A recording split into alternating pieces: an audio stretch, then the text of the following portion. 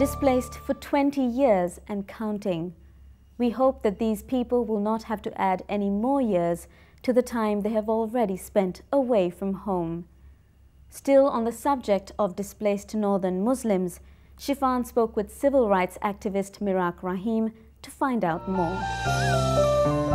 A 180-day program, as you know, is already unfolding in the north, and the government says that by the end of this year it plans to resettle what it has scaled down to a figure of 60% of IDPs. But there is no clear program of resettlement at the moment.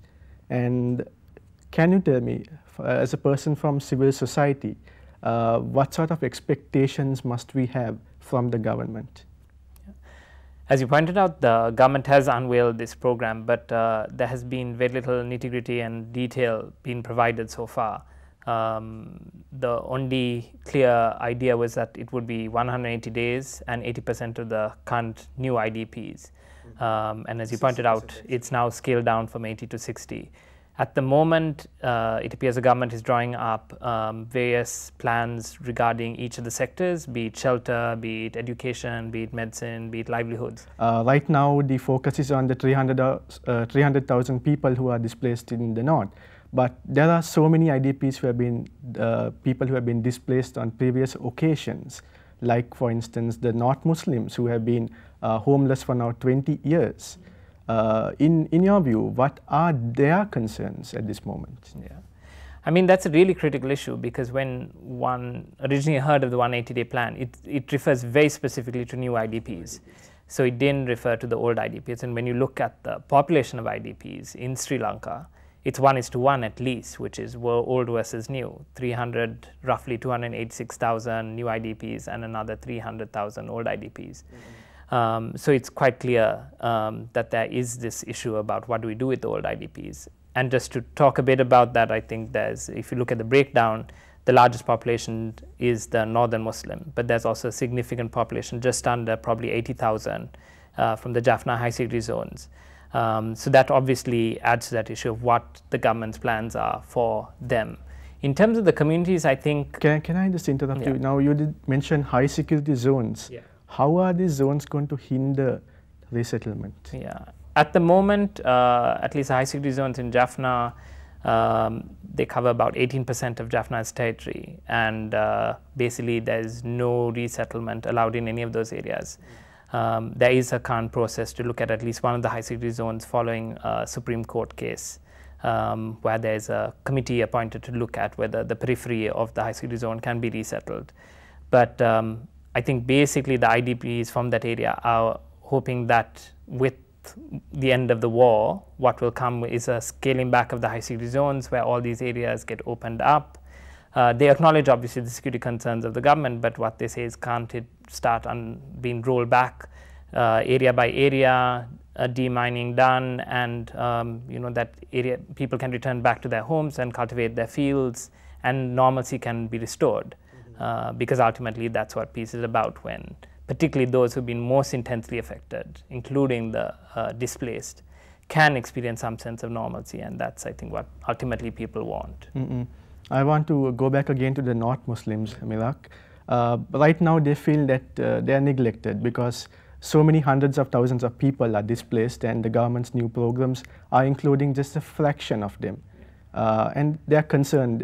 I visited a camp last week, and people were saying we are waiting for buses to come and take them home, but there is no sign of that. And some people were expressing concern that their lands are being inhabited by other people. What have you heard about this, and how do you think the government should be working to address these people's concerns? Those who were displaced in 2007 from Muslim division and moved to Puttalam, or even those from 1990, which is the year of the expulsion, who moved to Puttalam, have not been able to go back. So as you spoke about it, there is a genuine fear as to why they cannot resettle. So they are genuinely confused and don't understand the reasons given by various actors in Puttalam, and they're very determined to go back. And the significance of Musali is that it is the only Muslim majority division in the north, and therefore in a sense it's seen as very symbolic for the rest of the northern Muslim communities, that if they get to resettle there, that's an indicator of also the government's commitment to the resettlement of the northern Muslims as a whole. So the general story is that within the international organizations and even among civil society organizations and even politicians of other communities, there's a sense that the northern Muslim community would not return. And that's one of those kind of myths which has floated around. But there's a whole change in scenario, because now the LTT is no more as a huge military actor. And therefore there's an expectation among people that the scenario has changed so dramatically, and that peace is very, very possible in terms of a permanent peace. And therefore they think this is the opportunity when you can return. So you still have the opportunity where people should be given the right to choose, but that right of return must be paramount. Speaking of the right to choose, I have heard that people have been offered the option of remaining in Puttlam or going elsewhere. Now, does the government plan to hold back people simply because it's not possible to send them back, or why do you think this is happening? Again, it's this sort of black box where you're not sure what the government's thinking is. That's the main problem. But yeah, there's a lot of talk about, is it electoral politics that's basically holding back the resettlement? But it's very difficult to figure out. I mean, what is clear is when these people decide either way, if you opt for resettlement, then you are supposed to get a resettlement package. It should be in line with the guiding principles on internal displacement, so it has to be voluntary. But if people opt not to, then you get off the rations, and then you basically you integrate with the local community. And for that also there will be some form of assistance provided. So those are basically the two scenarios. But what must be clear is that people have the choice, and that their rights are guaranteed. The rights to their property, the rights to return, all of those. I have a nagging question, Mirak. Who's monitoring this process of resettlement?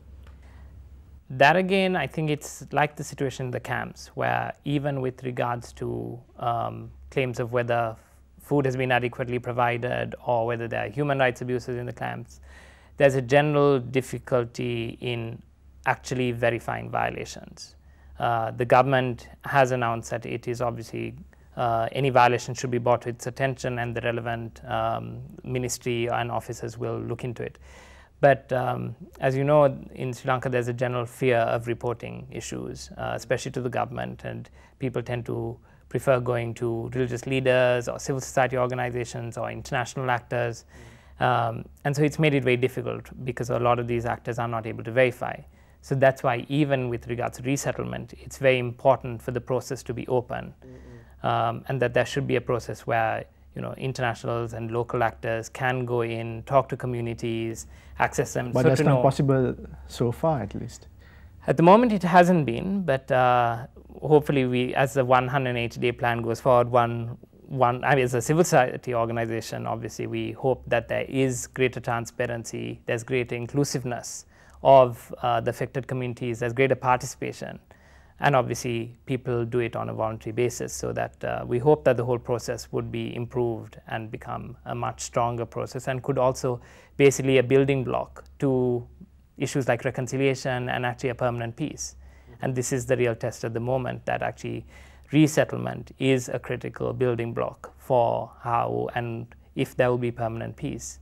Because there has been a military victory, but in order to build on that, you need to have a negotiated settlement and the return of normalization.